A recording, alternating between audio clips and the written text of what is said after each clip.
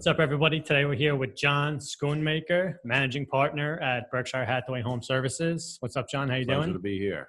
My first podcast. Yeah, look at Nice. that. I feel Look at honored. that. I feel like you're primed for podcasts. We're ready to go. Yeah, I've listened to a few. I've listened to a few.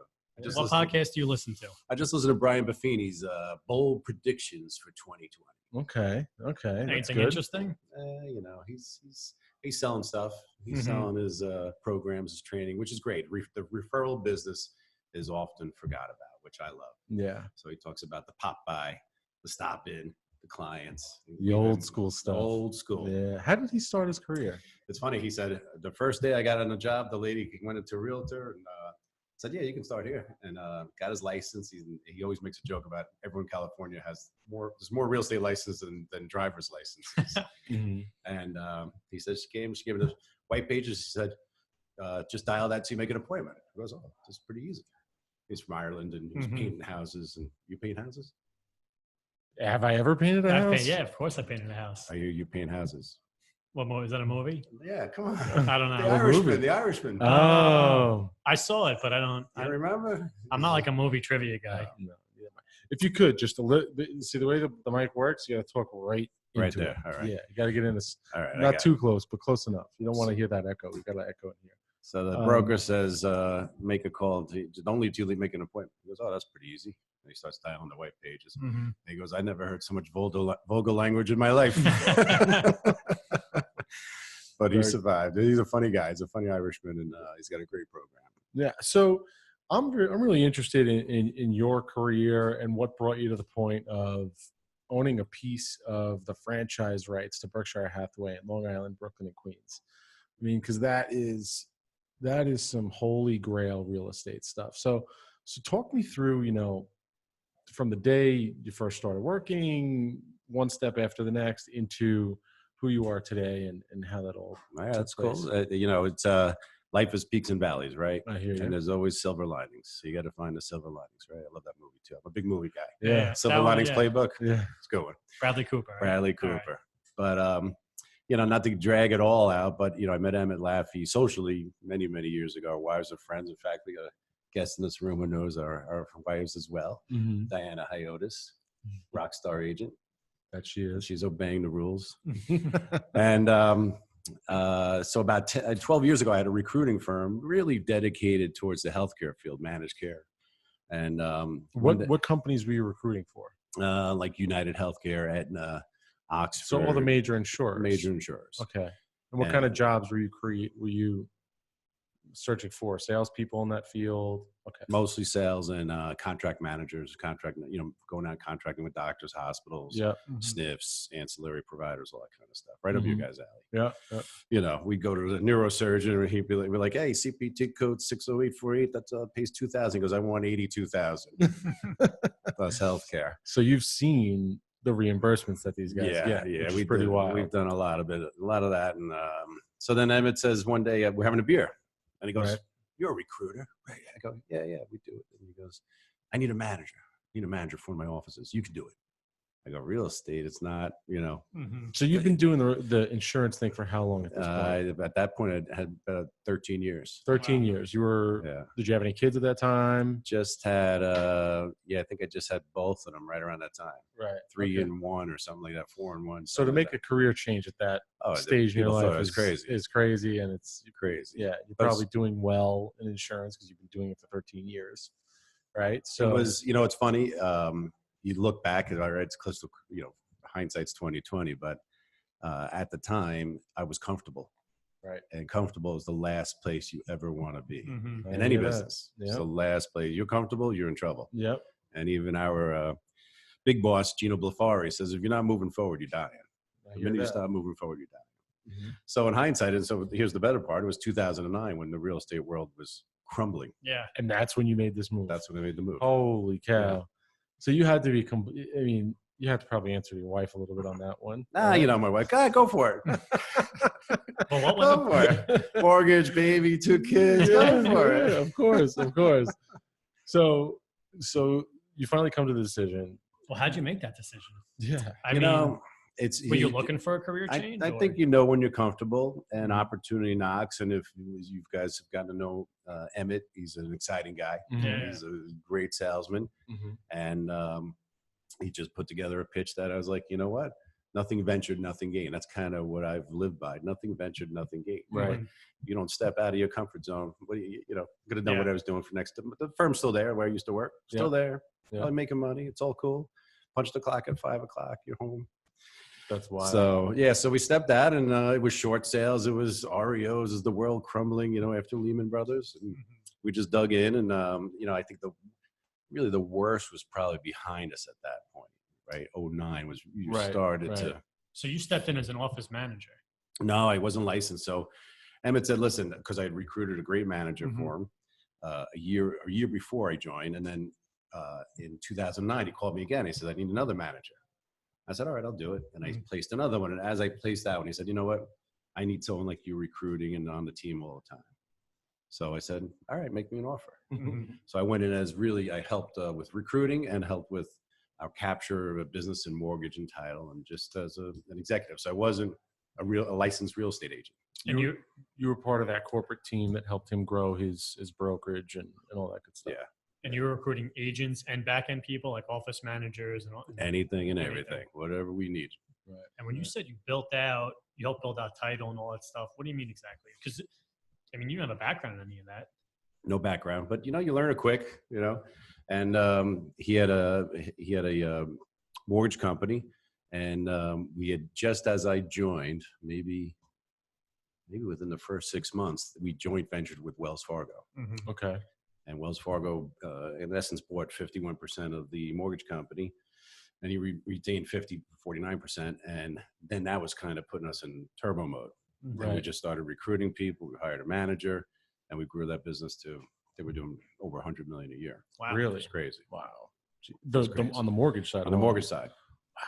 Yeah. So we were like number 9 or 11 or 12 in the country. So huge. You weren't in the business.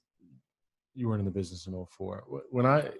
Mortgages were always a crazy thing for me, because when I was in high school, I got recruited to be a telemarketer.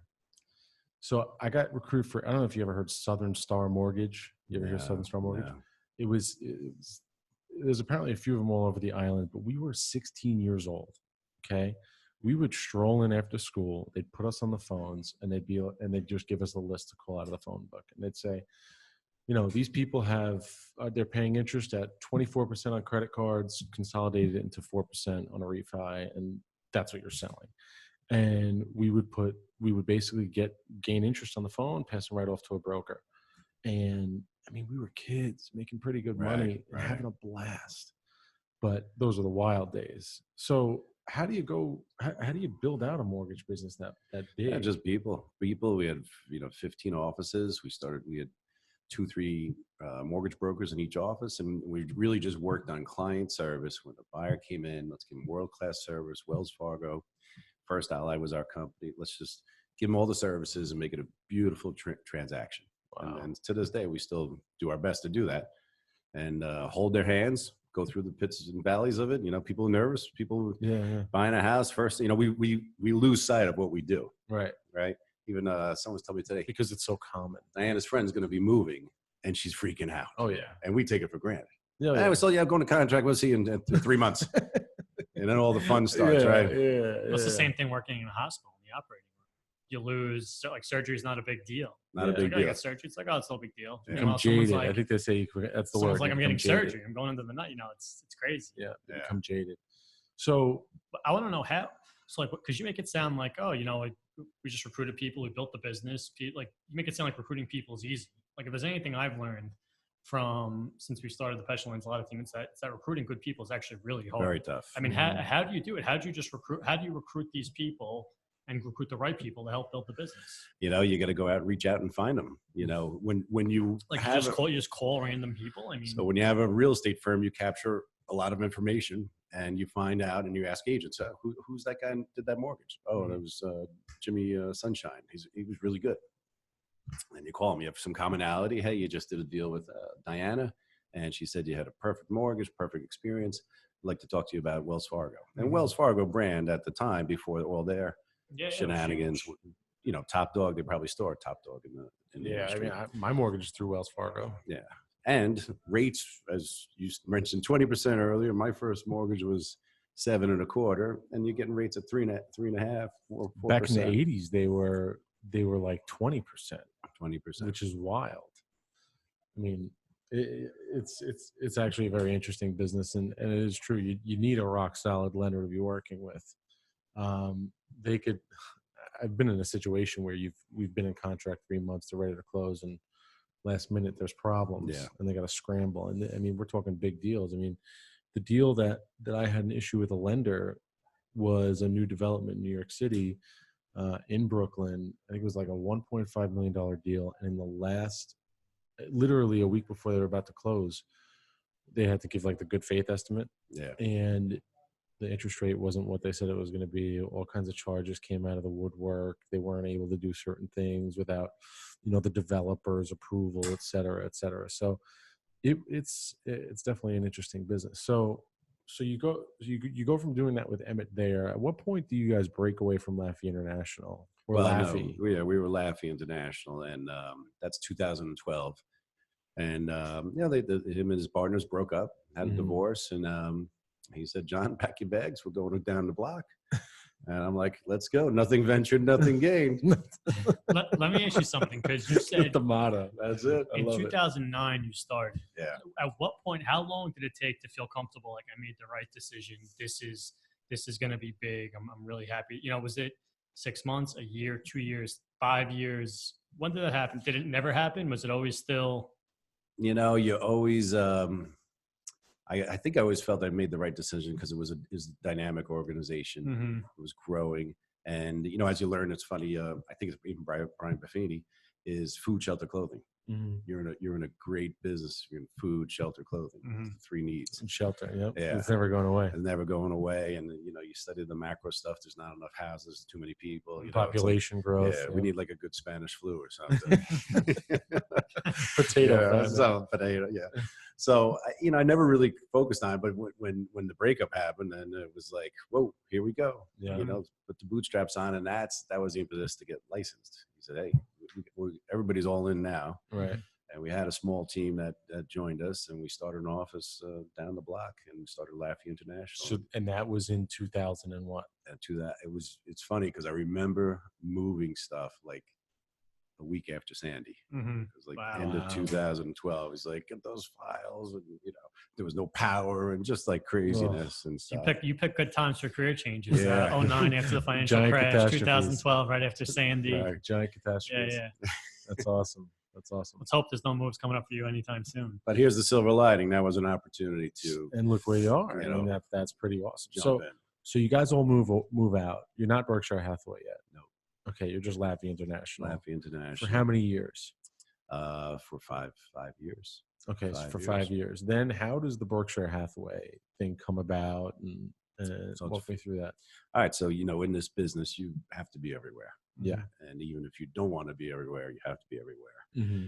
So Em and I go into a conference. I think it was Risk Media CEO Exchange. It's every year. It's at the Harvard Club.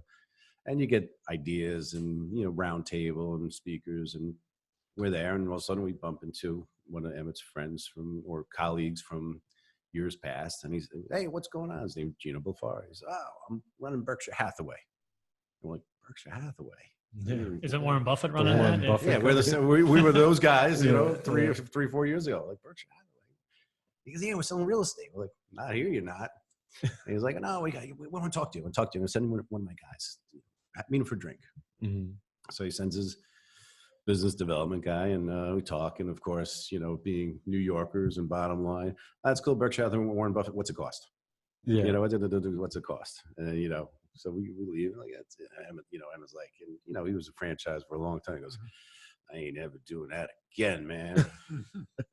No more franchise." And so we kind of just let it go, and just kind of sat there. And then I think it might have been like even another 6 months or so till we got another call. Mm-hmm. And we said, let's consider it more. And we started peeling away the onion and started, I guess, getting into their sales cycle, right? Right. And But we finally said, as you know, I tell people, I go, if we were in Ohio or somewhere else, maybe it wouldn't be so prevalent. But we started to say Warren Buffett on the North Shore of Long Island and Wall Street, banking. What a great! I'm great, shocked that no one. It took that long for someone to scoop it up. Yeah. To be honest with you. Yeah. Especially with the national brand, how it's grown and it's the number one brokerage in the country. I think there's probably some people kicking themselves in the butt. Oh, of course, has to be. When did Berkshire Hathaway Home Services originate, like the franchise? So the franchise in 2013, somebody went to Warren and his management team and said, "Hey, we'd love to put your brand on residential real estate." And what did he start it in? Like what did he get going in? He's just investing. He's an investor. He actually went to Columbia Business School, and he found a mentor, the intelligent investor Benjamin Graham, and all that. Yeah. But my question is he literally a billionaire off of investing in stocks? Oh yeah, by price per earnings, and that's it. Yeah. So he's just long the market since 60 years ago. Well, it's in studying Warren Buffett these last 2 years, you learn discipline is his greatest asset. Right. Just staying true to what he believes in, and taking that to our business, staying true to what we believe in. Right. And I think his biggest earliest win was American Express. That was one of his first investments. And, Wow. And then of course he bought Apple about a year and a half ago at $138 a share. And if you have looked recently, it's $290. Yeah. Year and a half. Yeah, I know. Yeah, I mean, he's not just buying a couple shares either. So it's That's crazy. it's but big money. He's just so his if you watch his documentary, it was just in his blood. He says my DNA was made for this. He had a scale machine in a barber shop when he was a kid and a pinball machine to collect nickels and pennies. Wild. And he filed his first tax return at 12. So he goes, it was in my DNA. He goes, I kind of just fell into what was God made me to do. Right. That's wild. So you guys get this franchise, you get things going, you're opening up shop. Now, what was the first office you guys opened? So we had Emmett owned office down in Williston Park for 45 years. So we were in business the day after the breakup. And then we offered to open an office in Greenvale. And then we set our sights on Woodbury. So right out of the gate, you had two offices. Right, 2 offices and maybe 50 agents. So this didn't exist until how long ago? So we purchased this building. This was the old Cottage Pharmacy. I don't know if you guys remember, but it's across the street now. But this is the old Cottage Pharmacy, and we bought this in like 2013, like maybe a year after. We put a bid in and waited, and we bought this, built it out, started recruiting. So here's another great story. In I guess 2014, we're going to build out this office, and so we need agents. So we recruit 4 first agents: Cheryl Goldman, Batul Morby, Andrea Costello, and Michelle Gort. And they all commit to come to us. But we have no office. So we go down the block and we rent a suite at the Fox Hollow Inn to have an office. Oh my God. Move the bed out, move all the stuff out. Isn't the Fox Hollow a catering hall? Well, next to it is a hotel catering hall. Oh, that's so funny. So you guys have an address. So we have an address. We have a copy machine brought in. We bring in 6 desks. That's we get insane. an admin, and we're in a hotel. That's the funniest thing I've ever heard. Because we wanted to we're in Woodbury, going to start doing Woodbury business. Yeah. And that's how it started. We spent 10 months there, and the rent wasn't cheap, man. Really? Yeah. Yeah.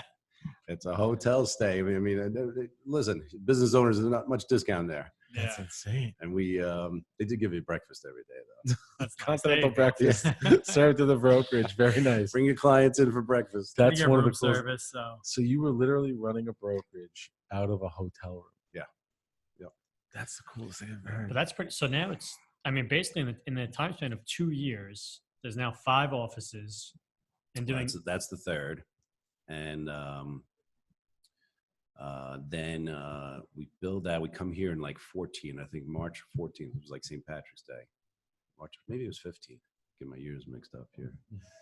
And we're still Laffey Fine Homes International. And so we went back a year to get to this office. And then in 2018, we finally signed a deal with Berkshire. How long was that negotiated?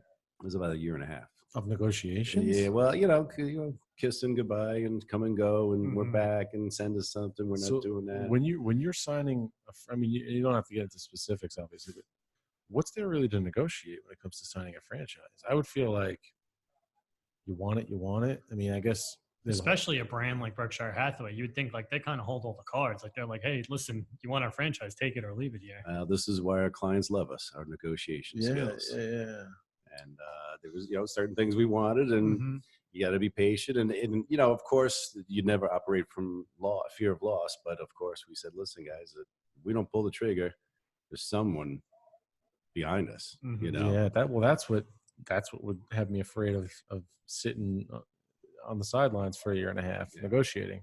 I think, listen, in this business, as we go to all these meetings and these conferences and these webinars, and it's always relationships. And I think Emmett, having a long-term relationship with some of the senior leadership at Berkshire Hathaway, knew he was the right guy.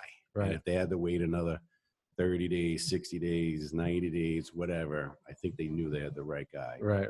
And because of his footprint.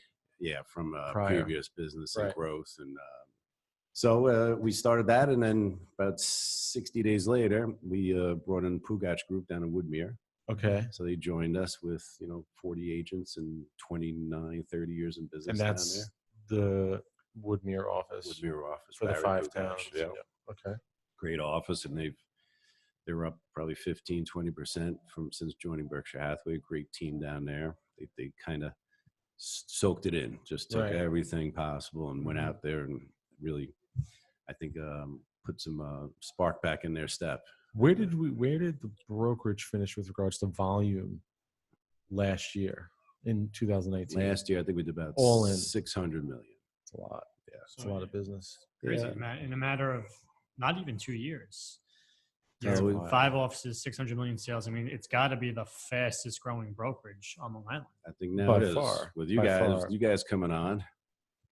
We're about to light it on fire. Team on board, and it's listen, we're not the biggest, but we kind of got this boutique-y edge to us. I will tell you, having my last brokerage been Douglas Elliman, which is a huge brokerage, I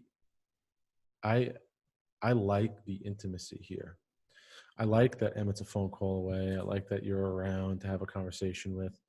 I like that we have access to the social media marketing team. I like that Belinda's right there for us. I mean, that's what these other bigger conglomerates did not have, to be completely honest with you.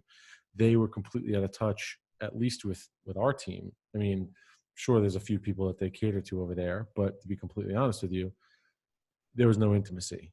You couldn't get on the phone and call someone high up the chain and talk to them about a business proposition and work through something. It didn't exist. So, I mean, for us, that was what was most appealing to me, on top of the Berkshire brand and everything else that you guys had going on here.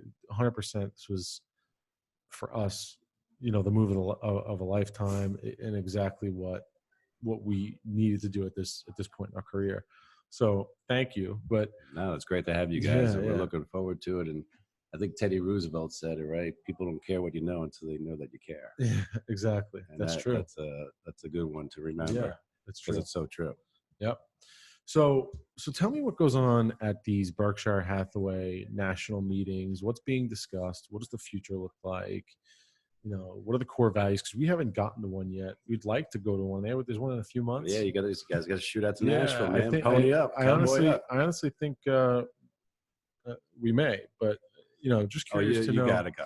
Yeah, I think that's because I like the fact that they have those meetings, and you could have kind of your hand on the pulse of what's going on in the Berkshire Hathaway network. So what goes on at those things? Walk me through it. It's to me the best, and I haven't been to a Democratic National Convention, Republican, but it was like that. It was energy. It was just everyone was all in. It was Vegas. We sold out to Caesar's Palace Arena, so people had to watch in another room on a screen. Really? I think that's over 5,000 people there. Wow. So it's because it's this all-in mentality and the culture that Gino and Chris Stewart have put together, and with obviously Warren Buffett, but It's great speakers, great motivational speakers, great Yep. insight to the leadership, the brand, what's going on. And, Berkshire Hathaway with, you got Warren Buffett's legacy. Gino Blafari was kind of like, if it is to be, it's up to me. He's kind of like a mind, body, and soul guy. He's like, give me a number 2 pencil, I'll go list 7 houses today. He's just I like, love that. he'll conquer the world. Yeah. He's fit. He's emotionally fit. He's got a life plan. It's really almost amazing, almost unbelievable what he does in a day. Right. And then Chris Stewart, who's just taken over as CEO, kind of comes from the tech world. I think Which is good. Yeah. Given today's environment. Yeah. So he was at Oracle. He's a degree in biochemistry. He's been all in. He's pushed the CRM for us. So we kind of have this great mix, and he's worked under Gino for 14 years. Right. So this great mix of kind of the old school culture and how we run a business with technology coming in. And that's how Berkshire Hathaway, after 6 short years, has become number 1 in the country in transactions last year. They have experts in their field at each niche that's putting that's all being tapped into for a business. So Yeah, what's really cool. Chris is the CEO? What's Gino's title? Gino is CEO of Berkshire Hathaway and all the HomeServices affiliates across the country. So he was just upgraded or promoted. Chris came in and runs all the franchise operations and the wholly owned. Do you know how many franchisees there are? Well, I know we have 50,000 agents, franchisees and wholly owned. I don't know the mix on that, and I probably should. But it's funny when we go back to when Emmett and I and Greg were thinking about this.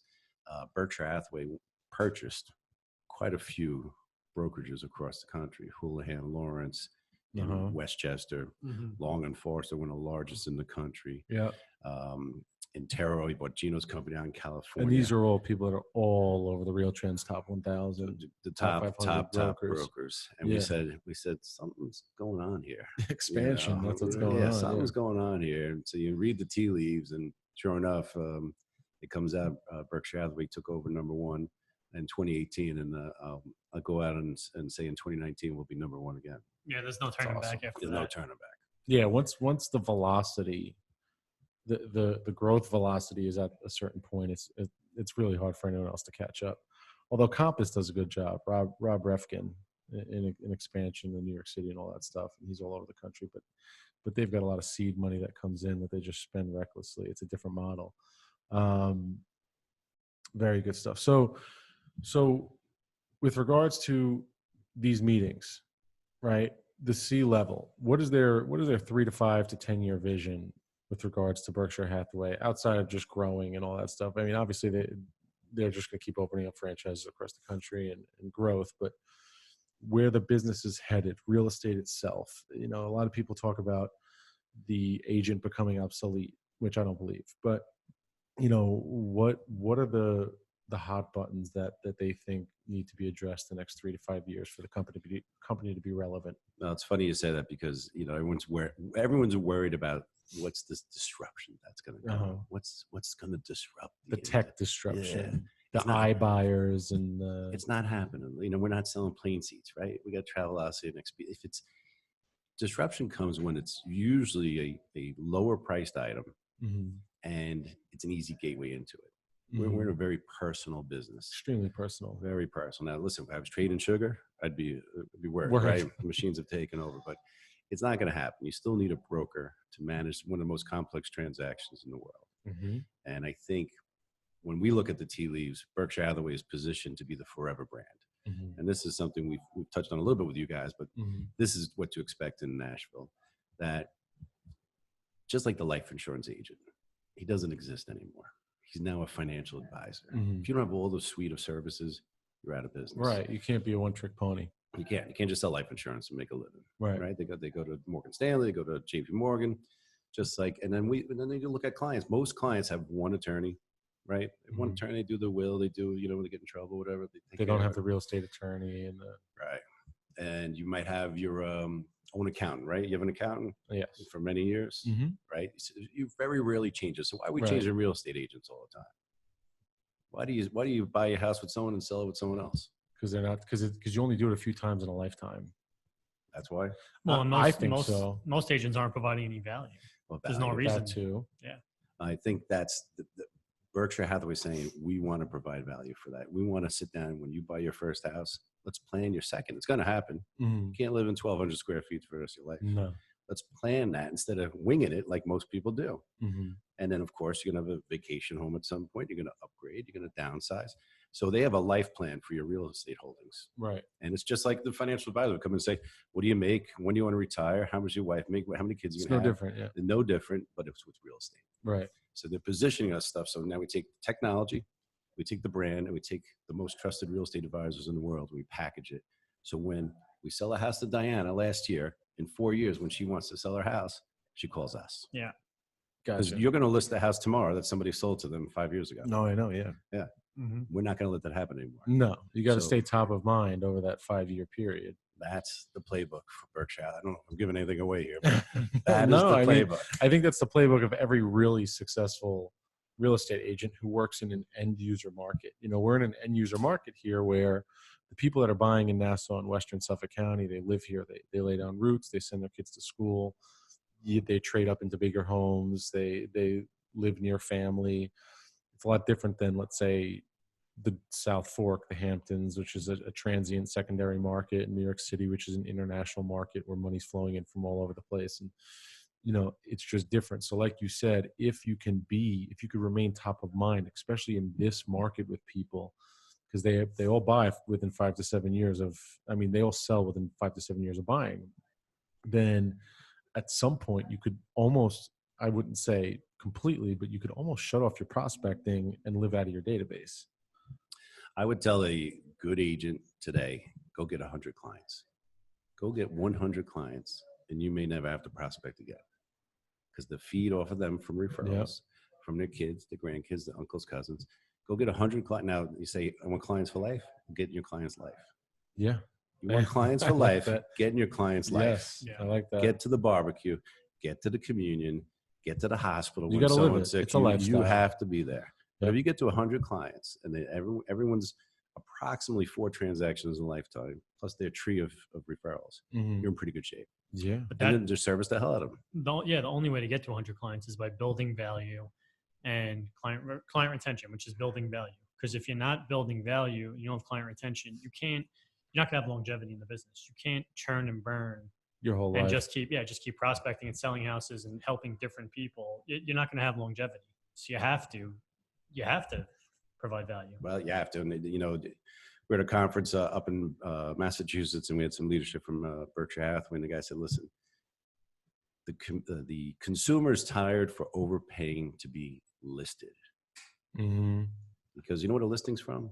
I didn't learn this. You know what a listing's from? He goes, 200 years ago, when somebody wanted to sell a property and came up on a horse, went to the grocery market They and listed. listed the house, Mhm. listed the land. That's so crazy. And he goes, when you say listing, they don't feel the value anymore.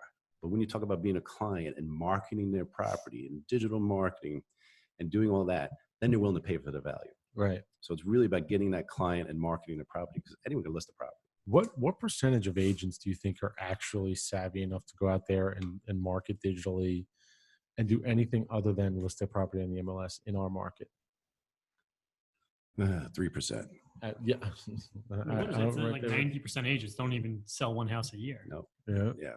I mean, you take a course, pass a New York State test, or whatever state you're in, and that's it. Doesn't make you professional. You have a license, sure, but Very few are evolving at all. None of them are keeping up on what's going on. Most of them, in my opinion, are dinosaurs, to be honest with you. But that's interesting. Very Yeah, interesting. I think that approach where, you know, why the guy robbed the bank?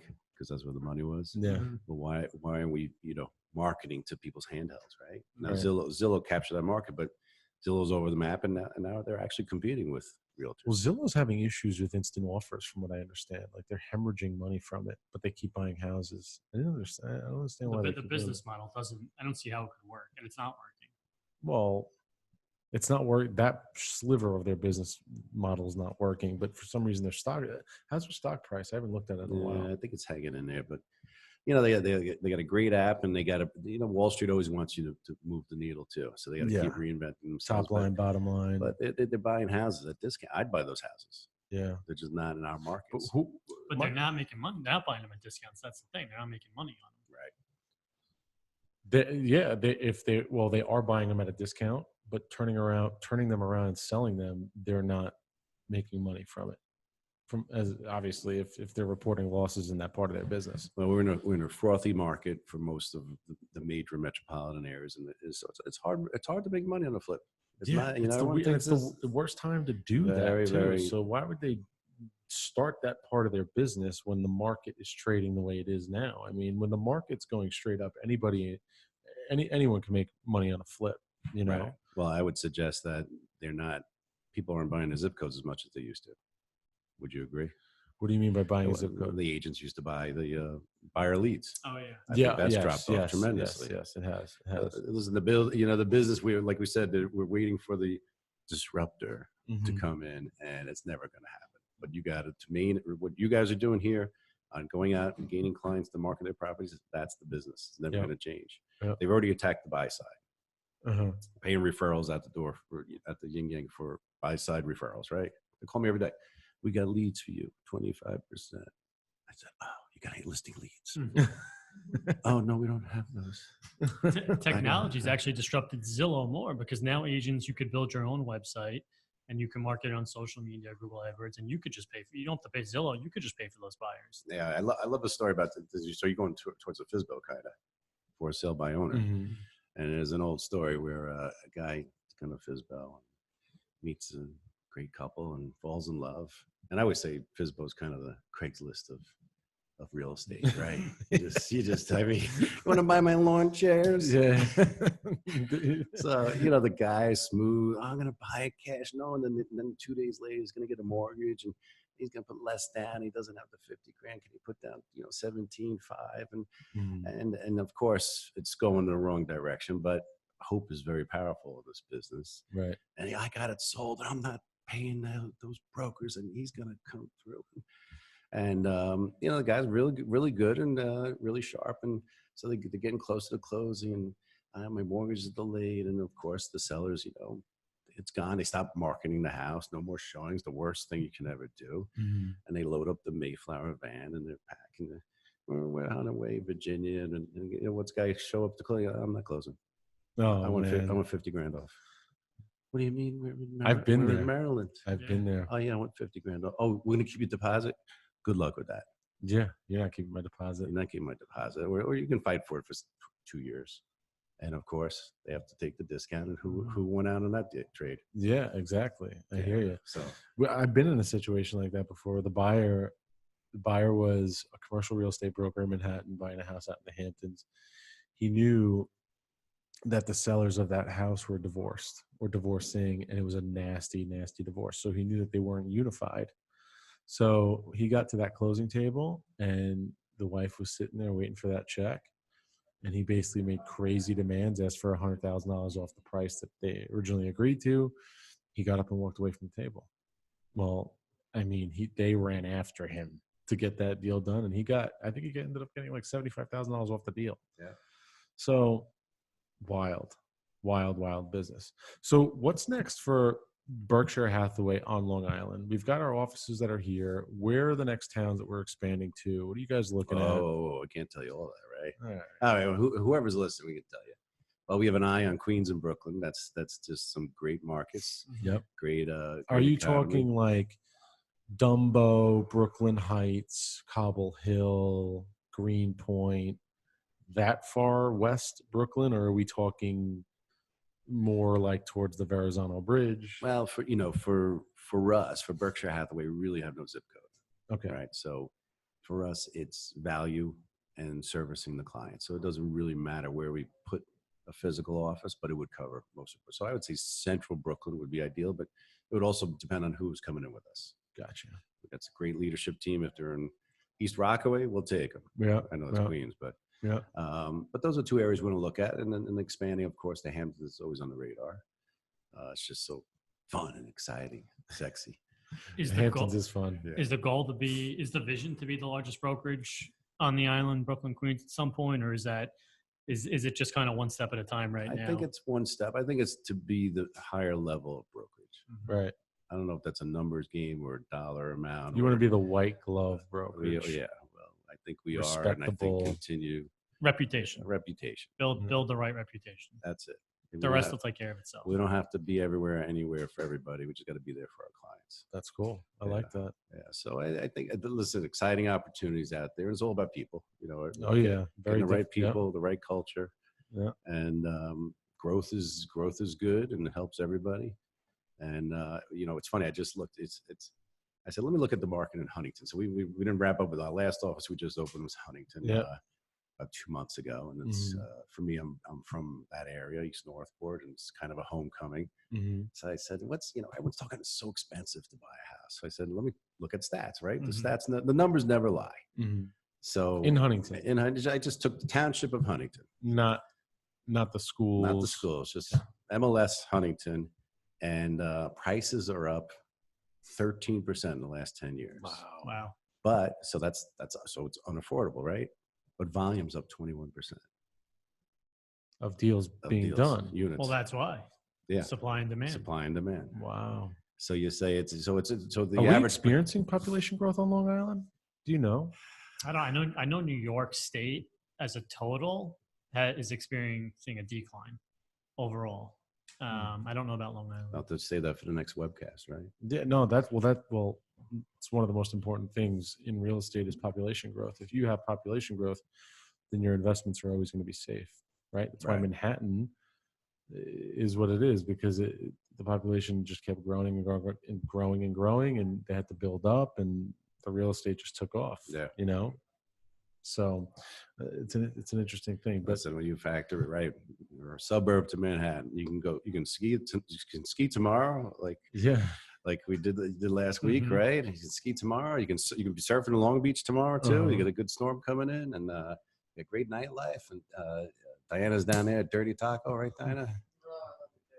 No, what the heck? What is Dirty Taco? That's for another episode. That does not sound like it sounds like what do they call that? PG-13. Listen, you got Broadway, you got our New York Islanders. I mean, what else do you need, right? It's true. Madison Square Garden. It's true. And 2.5 hour ride to Florida if you ever wanted to. I mean, it's up and down. Right? Yeah, it's a home run. Yeah. So I think we're in for another I think this year over year, I think the market was up 2.5% overall. Took every sale on Queens, New York, Brooklyn, Long Island, Suffolk. What do you predict for the next 12 months with regards to, the stock market relative to the housing market and the optimism in the markets and all that good stuff?